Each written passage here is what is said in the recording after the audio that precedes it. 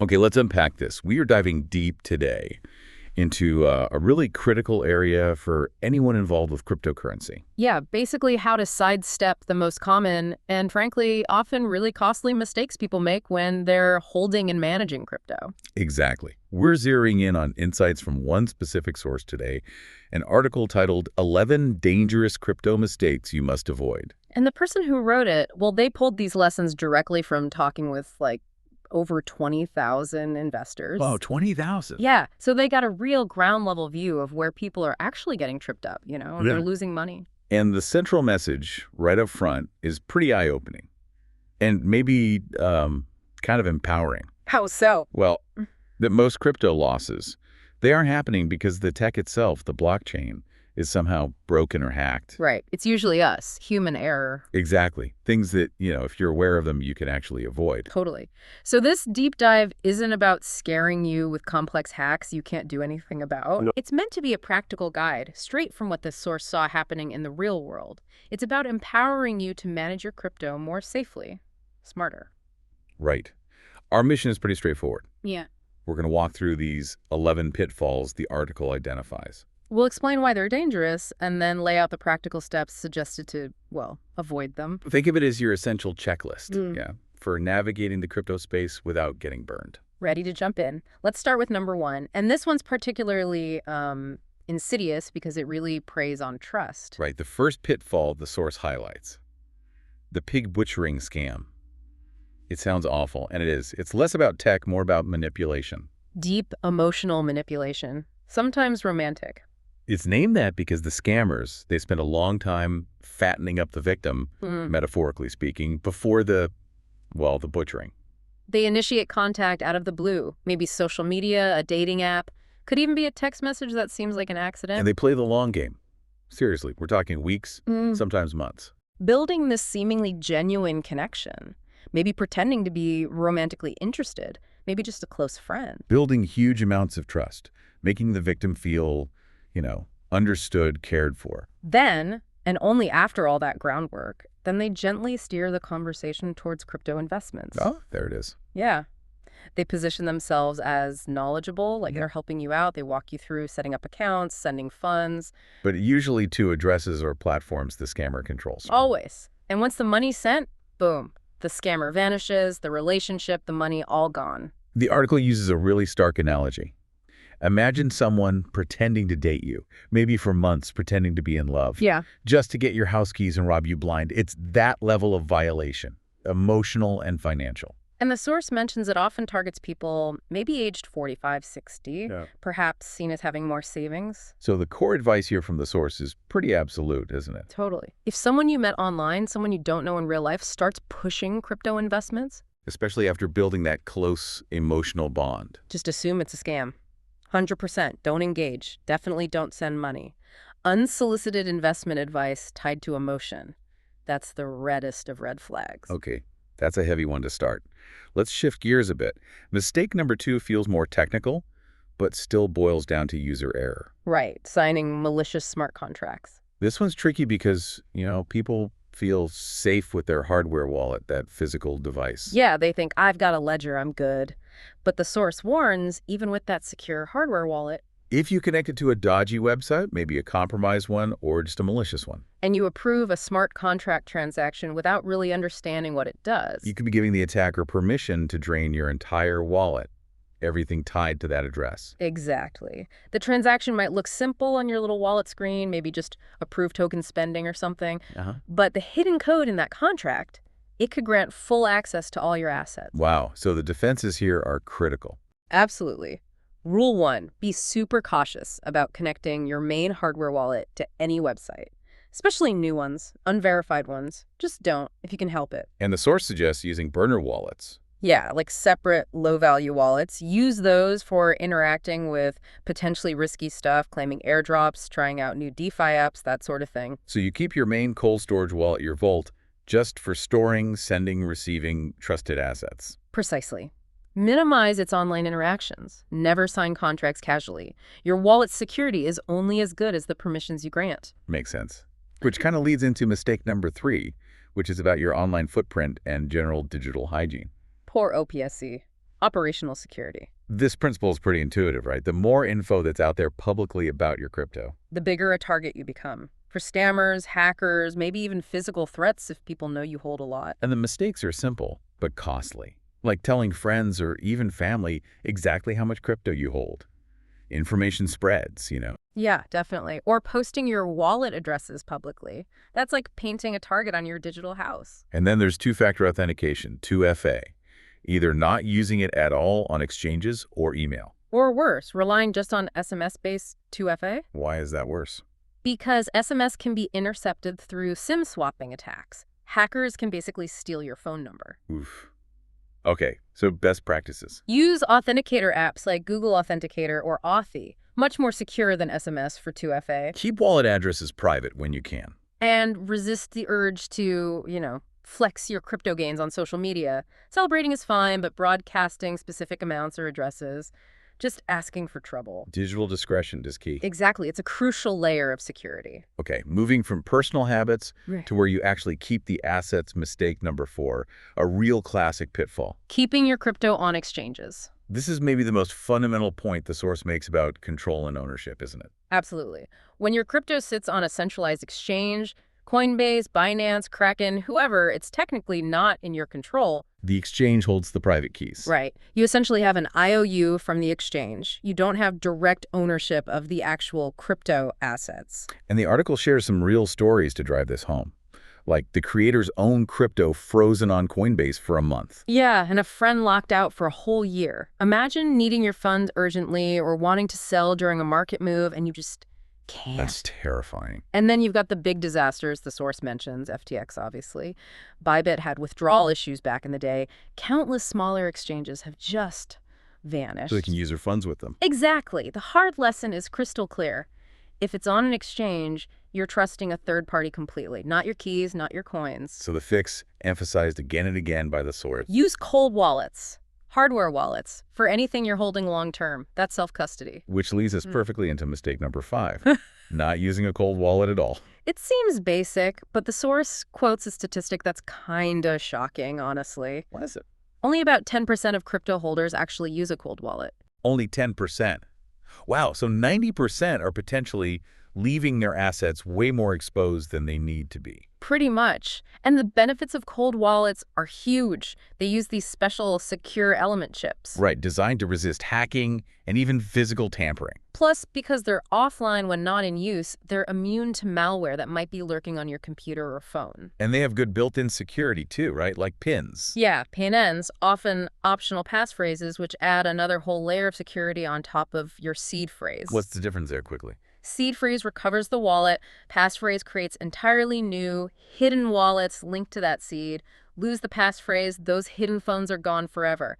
Extra security, but extra responsibility. Got it.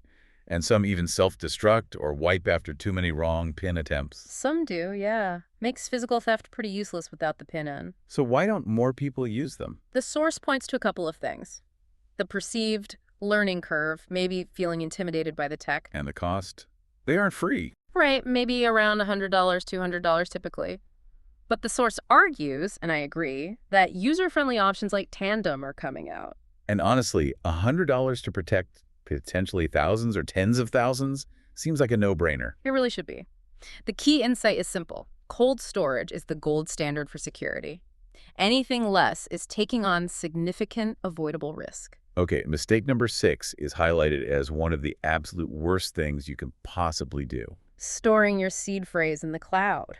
Your seed phrase, that's the master key, right? The keys to the kingdom. Absolutely. Anyone who gets hold of your seed phrase can access and steal all the crypto in that wallet from anywhere in the world. No hacking required. So storing it in the cloud, like in an email draft, or a photo on your phone that backs up automatically, or a note in Evernote. Means putting your master key directly onto the internet. And anything on the internet is potentially vulnerable. Exactly.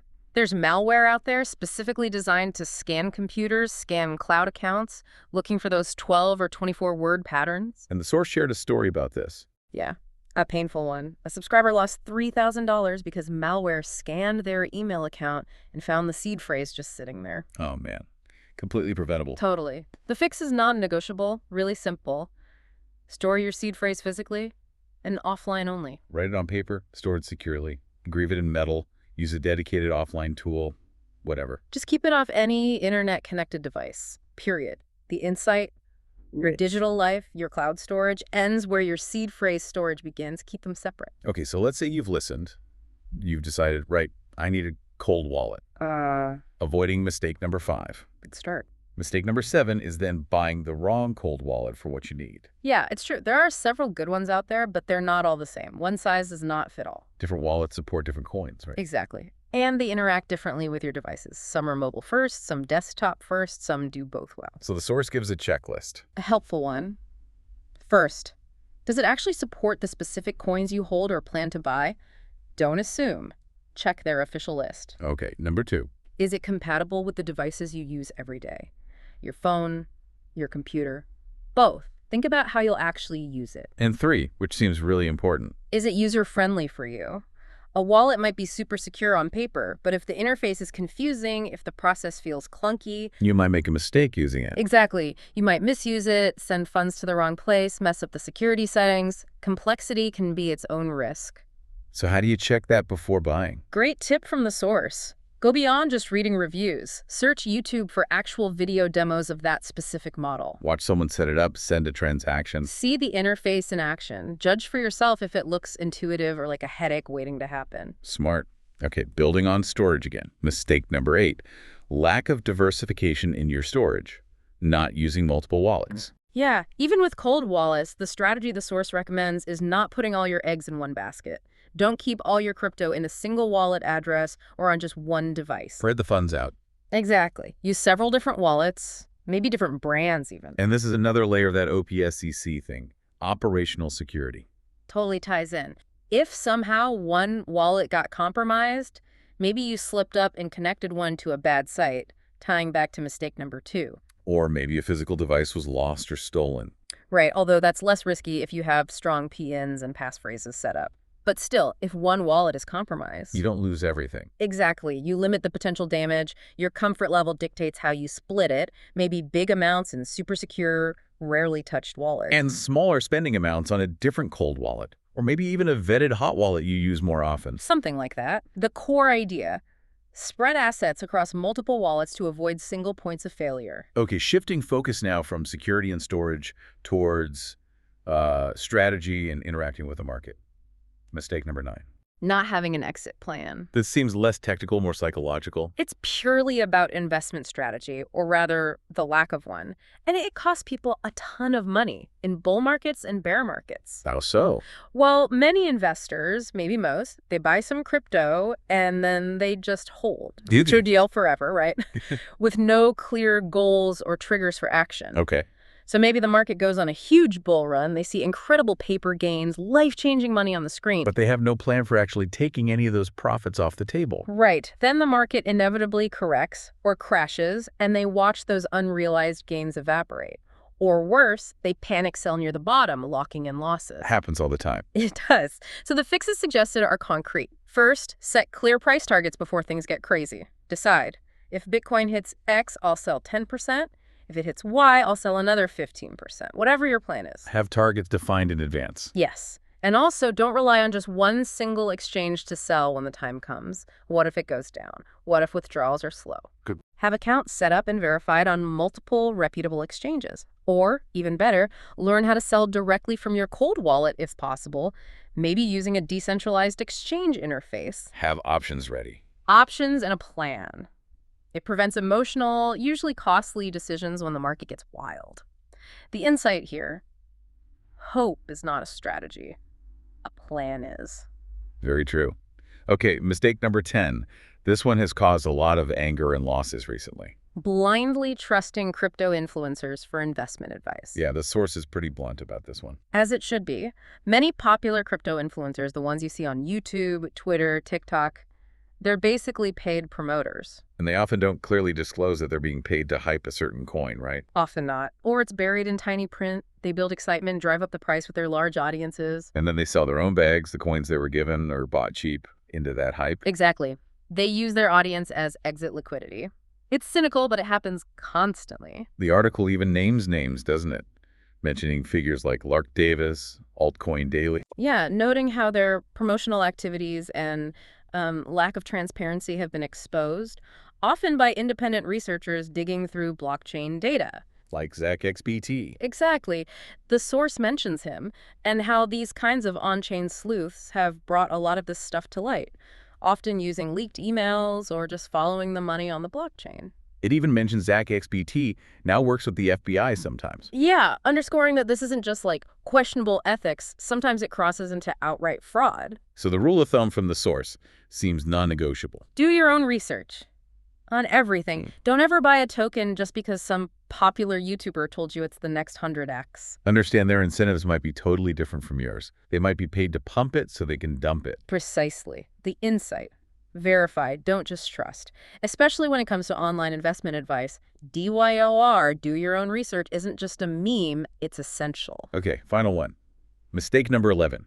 And the source argues this is really the heart of the whole crypto ethos. Not being your own bank. This ties a lot of the previous points together, doesn't it? Especially about exchanges and custody.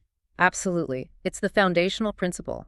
If you are not holding your own private keys, You are not truly in control of your assets. It's that simple. someone else is. The exchange, maybe a custodial wallet provider, they have the ultimate power to freeze your funds, misuse them, or lose them in a hack or bankruptcy. And the harsh lesson, proven again and again in crypto history and hammered home by the source. Exchanges go down, they fail, they get hacked, they face regulators who might freeze assets, and when they do, The funds held there by users are often at risk, or just become inaccessible for long periods or forever.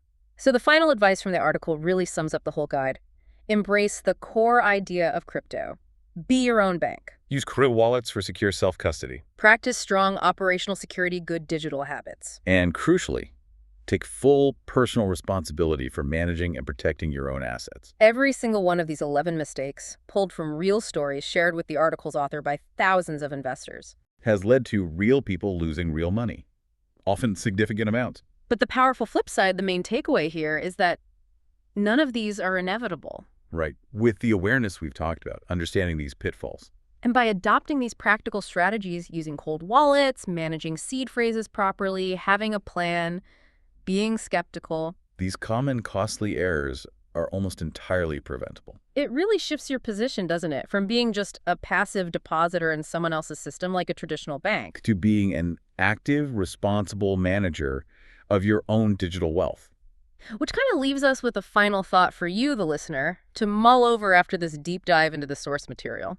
What does this shift, this transition from relying on traditional banks or exchanges to truly becoming your own bank, what does that actually mean for you personally? Yeah, what does that concept of taking full, absolute responsibility for your own digital assets feel like? Especially compared to the familiar comfort, maybe, of handing that responsibility over to a third party. It's a pretty profound shift in mindset, isn't it? And the level of control you have. It really is. Well, thanks for joining us as we unpacked these essential crypto pitfalls today. Hopefully this helps you navigate the space more safely.